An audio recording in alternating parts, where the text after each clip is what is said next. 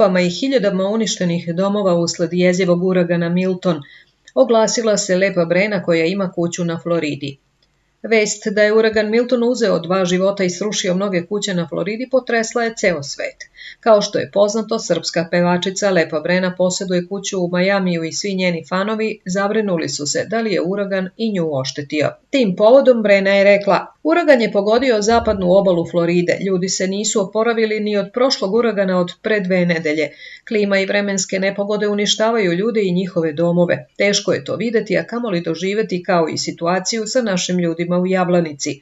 Potom je objasnila da je sa njenim domom u Majamiju za sada sve u redu. "Mi smo na istočnoj obali, tako da je tamo za sada sve u redu. Inače, reč je o kući koja je sagrađena 1950. godine u tipičnom američkom stilu. Kako su domaći mediji pisali, ta vila ima dvorište sa bazenom daleko manjim od onog koji Živojinovići imaju u vili